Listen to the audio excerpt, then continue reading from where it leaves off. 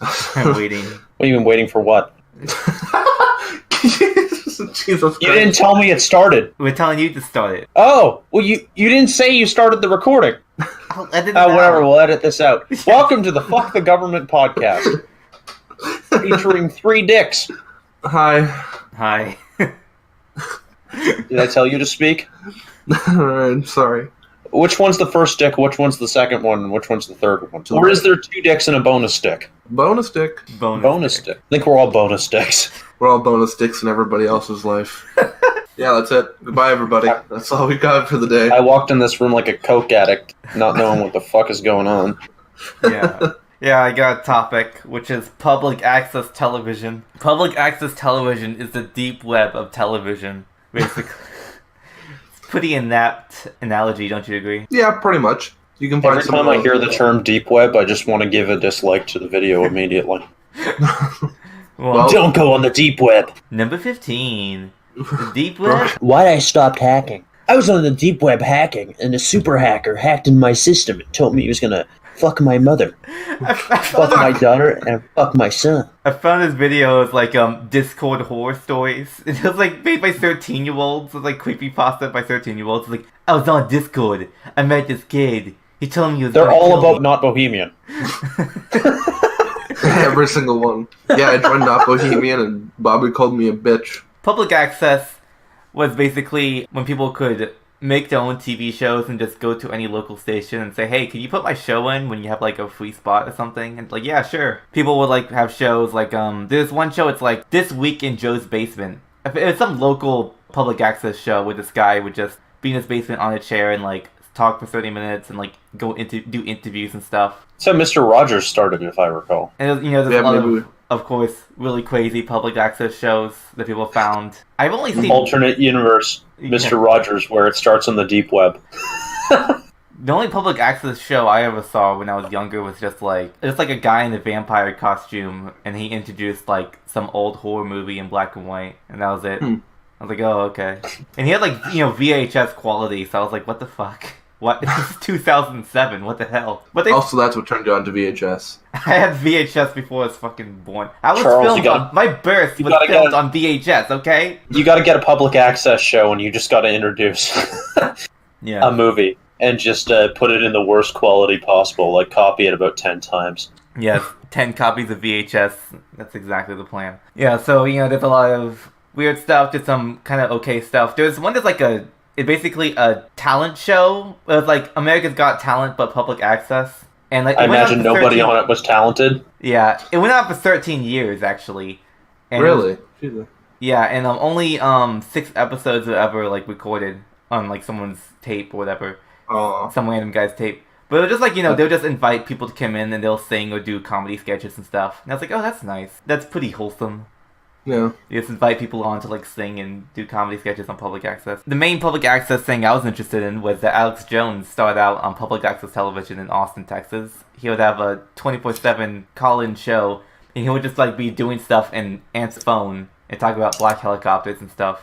And then he moved on to hosting a radio show, which was 89.9 FM in Austin, Texas, when he would host the radio there. Yeah, there was one public access show that was literally just one guy filming himself doing like Jackass stunts. And he would like jump into like pools that were frozen over with ice. He would like, jump over bicycles and like fall off roofs and stuff. And he would upload it to public access. And in one episode where he broke his neck, he fell and like had a teenager like call 911 for him. He uploaded that as the last episode, but there's no recording of it. It's pretty crazy. So, public access was basically, YouTube before YouTube. It's pretty interesting, though it's very hard to find anything of it, because no one fucking watched it. Somebody needs to, like, just set up a 24/7 recording of public televisions. But it's just that there's, like, no public access shows anymore. The internet took over. You think we'd already have that when we have 24-hour recordings of public washrooms. Yeah. True, yeah. In the context of Wayne's World, they're doing a public access television show. Did you know that? Yes, I did know that one. Wayne's World. Excellent. World. Party time. Wayne's World and Terminator are in the same universe. Oh, no. Okay. Because there is a scene where the Terminator asks if you've seen this boy. And to Wayne. Oh, party Wayne's time? World was killed in the AI uprising. R.I.P. Wayne. R.I.P. Wayne. Alright. I guess this really is Wayne's World as the Terminators are like nuking everything. Wayne is actually the one that has to stop Skynet from bombing everything. Also, a little bit of history about satellite television, because it started in the late 70s and early 80s. And the thing was that you had to pay for cable, right? You had to pay a monthly subscription, and if you watched pay-per-view or HBO or the Disney Channel, which was pay-per-view at that time, you had to pay extra and then add that to your cable bill. So, you know, it's like constant monthly fees if you had more and more channels. But if you bought a satellite dish, you could just point that at whatever satellite you need and get any shows for free. So, it was expensive, of course. It was like over $1,000 to like buy a giant-ass satellite, you know, dish before we had the really small ones we have now. The idea was that you would buy it as like a one-time investment, and then you would get television for free forever. That was the appeal of satellite television, you know, compared to cable. Yeah. The story goes that HBO started to scramble the signal so that even people with satellite television couldn't pick it up. And everyone, the satellite television community was so pissed. They're like, oh my god, I paid all this and now I had to pay extra just to watch HBO when I got that for free, while the cable people had to pay for it. And they got really pissed. So that was Captain Midnight Hijacking. Right. Yeah, I was just about to say that. I'm pretty sure that sparked. That is what sparked it. Yeah. Was it $13.99 a month? That's bullshit. No way. $12.95 a month? No way. And everyone thought it was like a terrorist attack because he actually like revealed a massive like security risk when he did that. And so after that, they like, you know, did the measures to prevent that from happening again. But he would like unintentionally revealed like a huge risk in like the satellite television thing when he did that, which is interesting. I'm gonna assume that paved the way for Max Headroom. Yes. That's another thing. With the advent of the internet, we're seeing less of those type of things. Yeah. The hijacking of signals and seeing all that. Well, without the internet, you'd never know that they happened. True. Fair enough. I've never heard anyone go, yo, remember the Max Headroom incident? There was actually a hijacking in 1966 where an 18-year-old hijacked the radio in Russia and said that the US just launched their nukes. Oh, shit. Like, hijacking was, like, a lot more popular in Soviet Union at that time than it ever was in America.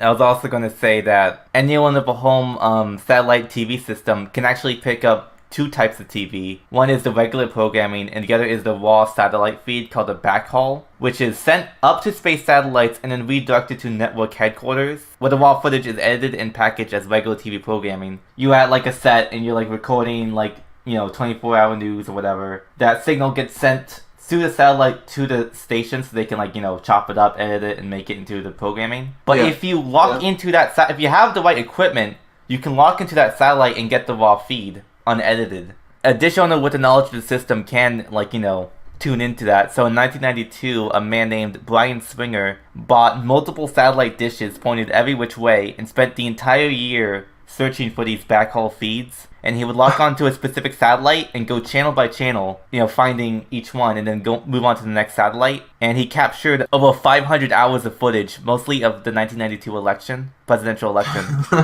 And what he did was he captured the like footage of like the president preparing in front of the camera before like going live. So you'll see like President Clinton like talking to like the makeup people and like someone saying, "We're going to stop rolling in 2 minutes." It's like okay. It's like, you know, make cursing and like shading on the Jews or whatever. And then when the thing starts, he would start talking normally. And he caught all of that. And Brian Speinger was probably the only guy who like caught all that. So it's really interesting that this one man just like was able to find all this like really rare, you know, behind the scenes shit. They talk so differently in private. Yeah, exactly. There was a single recording of Hitler talking in private, and his voice is completely unrecognizable. It's so surreal to see this person who's usually characterized as a like stark raving lunatic just calmly talk about US or Soviet tanks. What this guy did was he also captured footage of like talk shows, because you know when they go to commercial, the people are still talking in between commercial breaks.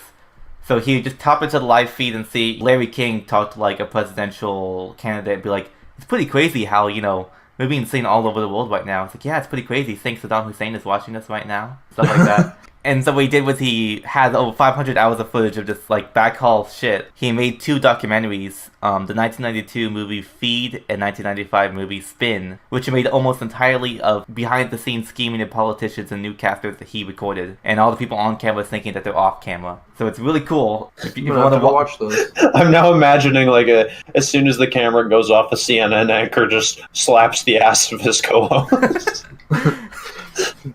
I'm off to go fuck some bitches, Linda. I sometimes, I don't know. Sometimes when I'm like right when I turn off the camera, I like, say something like really stupid. So I imagine like some of them are like, "Well, that was a fucking waste of time," and he like, pulls out a cigarette, slaps his script on the fucking floor, starts stomping, like, "Oh, I fucking hate my job." It's like Pee Wee Herman gets off air and then pulls out a thing of crack and smokes it. Yeah. Also, I also want to say that in the description of these episodes, I do have show notes and resources linking to everything we talk about. Even though you didn't do it last time. Well, we talked about last time. Fair enough. We talked about Nolan's not here. That's what you talked about for the whole podcast. I don't know. It's just funny that, like, at the beginning it was like, check the description for show notes and resources for everything we talked about, and then you scroll down and it's just nothing. Yeah. Not even a description. But if you didn't know, in episode 1 and 2, I do have, like, a whole bunch of, like, timestamps and links to all the cool things if you want to, like... So I will link this movie, the Spin movie, and a couple of other things if you want to look more into it. Guys, you're forgetting. We have a sponsor this week. We do? We do? Yeah. Our podcast sponsor is Lee Harvey Oswald. Oh, yeah? Oh, shit. He's come from beyond the grave to tell us, read his message, that he did not, in fact, shoot Kennedy. All right. Well, then who did? I don't know. Why would he know? Okay, fair enough. I did not have sexual relations with this president. If he had to guess, it was Bill Clinton. Yeah, I always thought that he just had a flesh-colored gun. Like, his wife just puts it in his mouth, and he's like... It turns out the wife shot JFK. Leaned over and was like, "You're dead." And he's like, "What?" Boom. I'm a Russian dude. Nani? He got fisted in North Star. By his own wife. He saw Killer Queen. Oh shit! Killer Queen was in his eyes. Click. Then he goes back in time. Yeah. Wakes up that day, is like, oh. That should be the plot of the Stephen King book, is that he fights the dust to go back in time. And stuff there like... What would JFK stand? JFK lives the same day same life every day. What would JFK's stand be? Head explosion? I don't know. Oh man. Johnny Be Good. Little guitar riff. I had an idea for a stand called Midnight Train, and it allows you to go anywhere. just like... You can just pass through walls or anything, it doesn't matter. The JFK stand is Highway to Hell. Oh, good point. I actually remember I ran a JoJo tabletop online that went to shit, but there was a lot of good ideas that came out of it. I don't want to expand on it because I don't want this to become the JoJo podcast. Yeah. Oh yeah, I've seen so much JoJo. I saw like the first 2 episodes. Hell yeah. We should do like a historical fan fiction about like different like people in history and their actual stands that like help them do historical. Well, and we were trying to decide what General MacArthur's stand would be. It doesn't kill you, makes you stronger. Whatever that song's called. Do you know about General MacArthur's plan to end the Korean War? Yeah, he was going to nuke China. Yeah. The whole border region. He was going to like nuke a bunch of mountains and then cause like an avalanche in North Korea. Even fucking Truman said no. Yeah. The guy who ordered 2 atomic bombings on Japan said, that's a little extreme, MacArthur. Conspiracy theories, you actually think there might be something to. Global warming, not that it's a hoax, but that people are trying to make people think it's a hoax. Did you just do a double conspiracy theory? Yes. Conspiracy is that people are trying to make people believe it's false. David Suzuki is a right-wing plant. Don't believe his lies. I think there might be something to friggin' Roswell. Oh. I don't know what it is, but it seems a little suspicious that it was transported in 2 planes, and then Truman met them on the tarmac with those 2 planes. It was an experimental plane. Yeah, but you see, the thing is that when they were developing the Black Hawk, or whatever it's called, that plane that can go a ridiculous speed, the fastest plane we've ever built. Yeah. It crashed, and the pilot survived, And they didn't transport it away like that. They didn't transport it in 2 planes, and the president met them at Area 51 to say, oh man, that was bad. So this must have been some big shit. Fair enough. I think that COINTELPRO had their sights on Martin Luther King and Malcolm X as like threats to the United States. They even like wrote things to them that suggested like, give up on your thing now, or we're gonna like release the fact that you like cheated on your wife and stuff. It suggested a lot of things to like take him out. So maybe they did take out Malcolm X and Martin Luther King, but it's a more likely conspiracy than a lot, is what I'll say. Oh, that Martin Luther King was assassinated by conspiracy? That's pretty likely. Yeah. Considering who do it. Even the family of Martin Luther King met with the guy who assassinated him, and they believed him when he said that he didn't do it. Although that could just mean that they did, they want to believe that the government killed Martin Luther King, but worth noting. My conspiracy is that peanut companies add the fat to peanuts so that they are unhealthy. I think that Mario Party was based off Japanese internment camps. Where people had to jump over ropes for their life. They like roll dice and like jump over like landmines and stuff, and then do games of death, to collect stars. Which are actually just stars of David. Yes. Oh my god. We cracked the code, boys. We did it. Conspiracy theory, the Jews are trying to control the world so that they can defeat their worst enemy, the samurai. The Jews being the samurai. The famous line. Oh yeah, one unfortunate thing that came out of history is most people see Kennedy as the civil rights president, but really all he did was tell them to not do it. Don't protest. Don't do it. It'll happen eventually. I'll call you when I'm ready. I swear to God, if you do it. If Nixon got elected, he probably would have been a better civil rights president, which is hilarious. Well, he isn't a cook, I'll tell you that. He meant to say cook, guys. I'm not a cook. I don't know how to make a creme brulee, you fucker.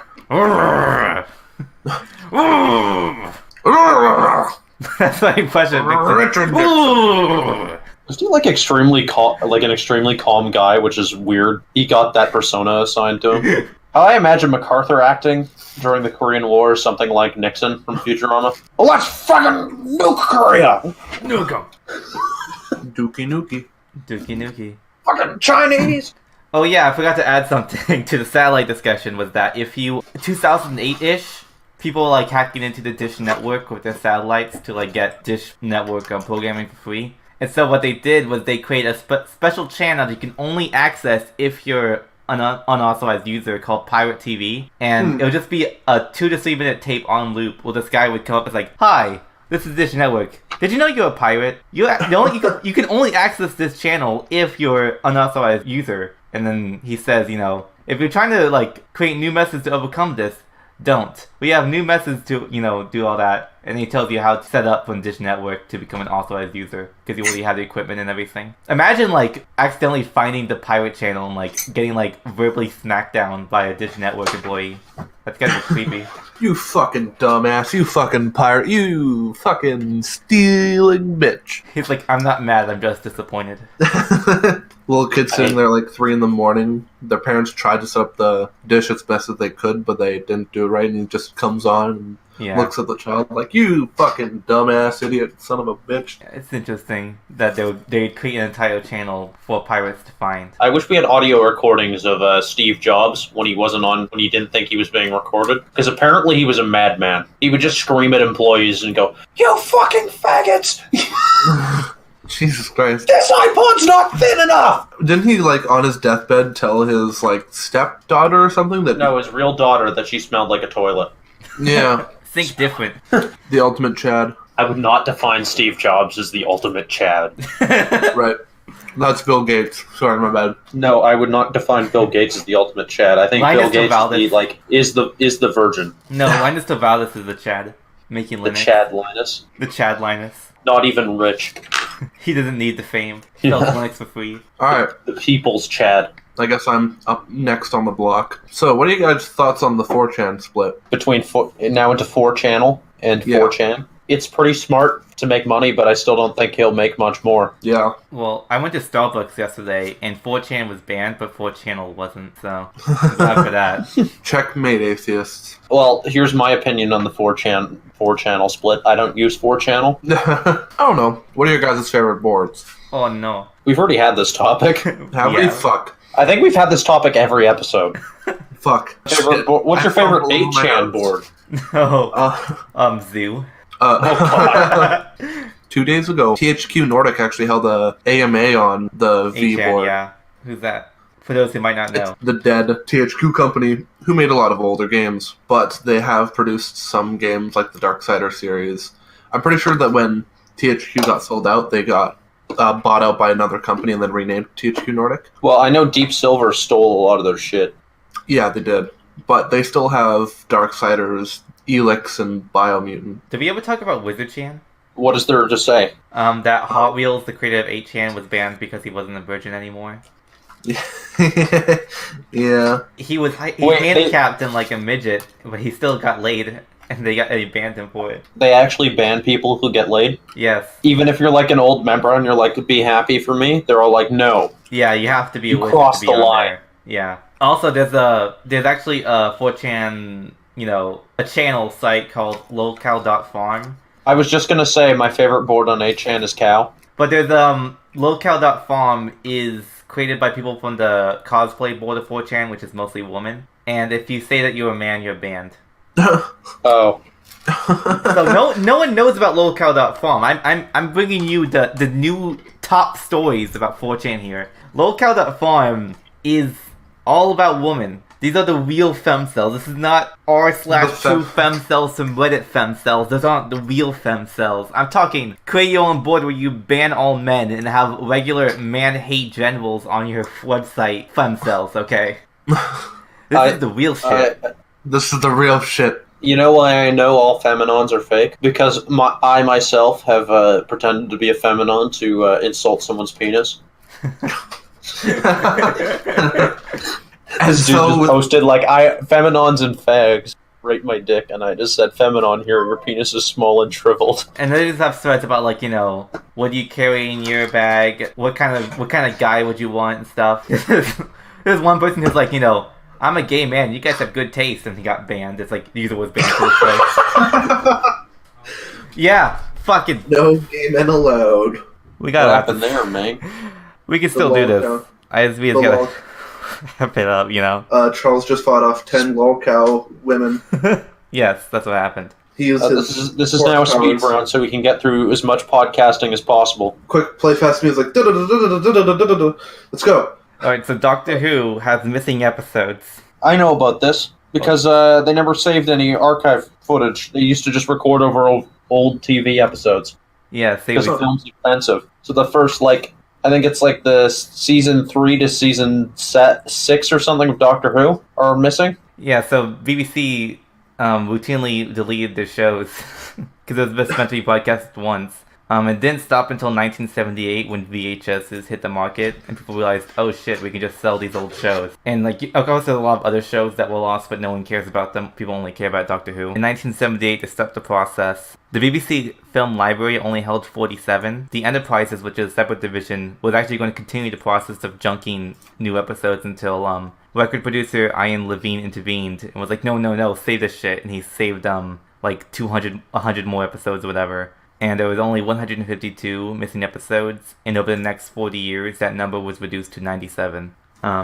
They travel around to different BBC groups. Like, for example, this one African country that had a whole bunch of Doctor Who episodes, and they actually called BBC headquarters and it's like, hey, we have this Doctor Who episodes. Do you want it back or shall we burn it? And they're like, burn it. Fuck it, just toss it in the fire. Them, destroy them. We don't need any more. So there are other subsidiaries across the world that have film reels of these episodes, but most of them have a policy to junk them. Every once in a while there'll be one that didn't, and just this huge search for them. The interesting thing about this is that every single missing episode had their audio recorded by fans. They've been recorded at home, but no video, only the audio. So we actually Why would you record the audio?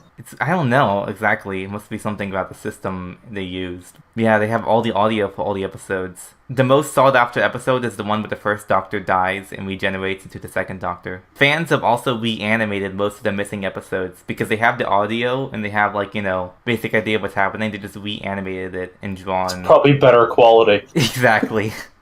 So a lot of episodes have been reanimated with the original audio. It's crazy to think we can lose all that footage. In And people the year didn't of our think it was Lord. important to like archive that. Do you know what's really The original. crazy? What? Is that What's really crazy? we're missing the original footage of Apollo 11, the first moon landing. Oh yes, All we have that's is because it didn't happen.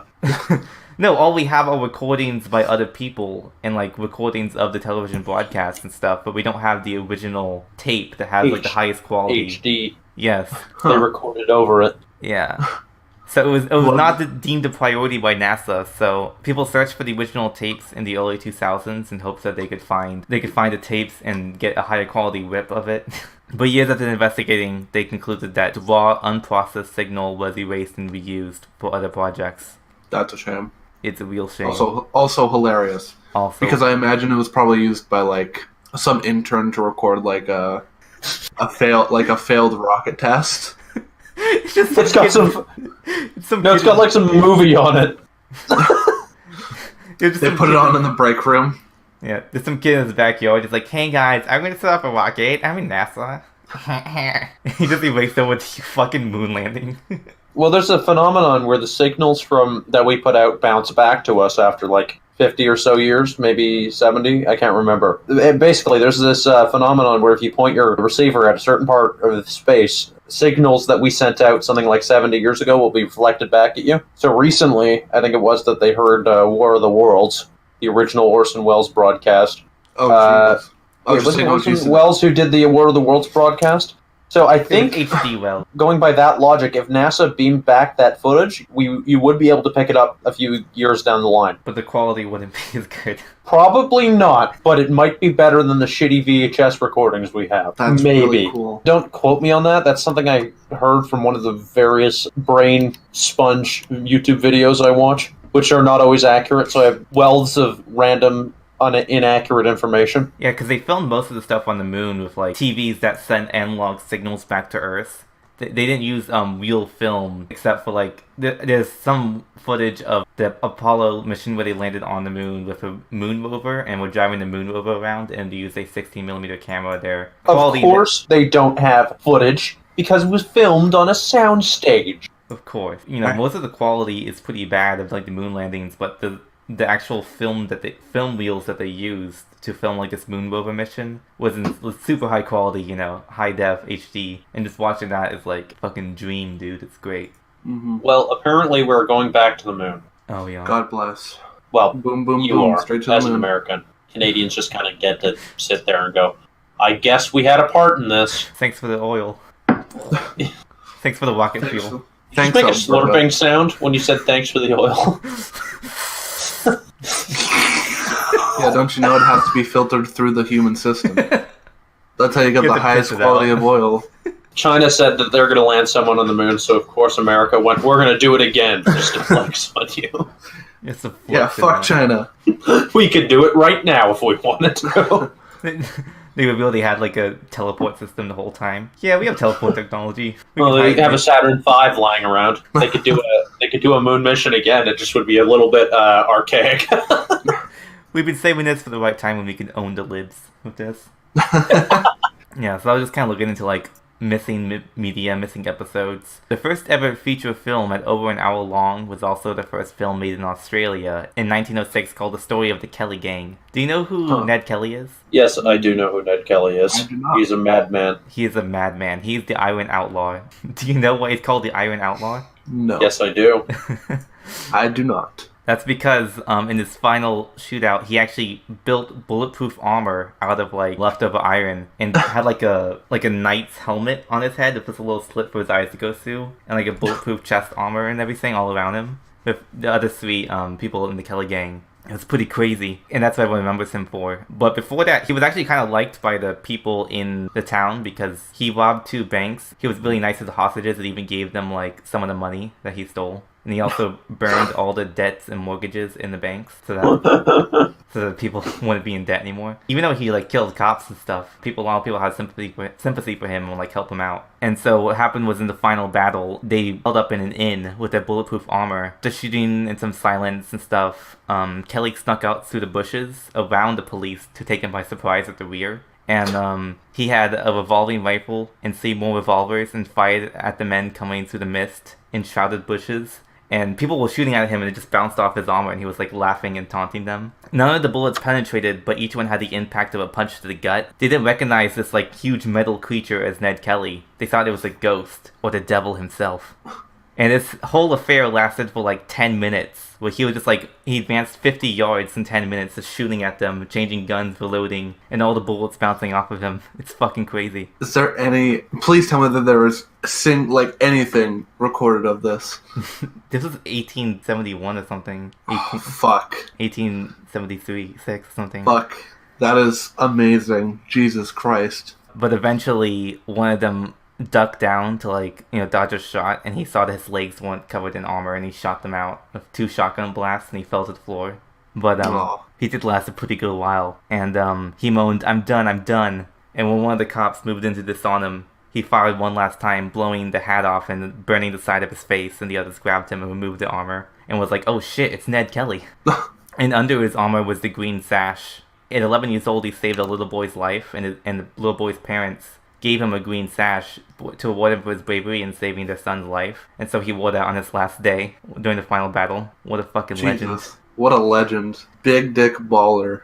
That was Australian? Yeah, it was in Australia. He was a bushranger, which is what they called outlaws in Australia. And that's why they call him the Iron Outlaw. And you can actually see his armor is saved. You can find it in like some museum or whatever. And it's filled with like bullet impacts and stuff on it. Pretty crazy.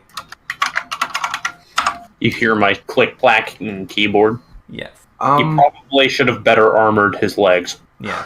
I'm surprised he didn't shoot at his arms either. I probably can assume that his arms were pretty well done. They were covered with a duster, from what I understand. I do believe that'll be it for us. What? I don't know if we have...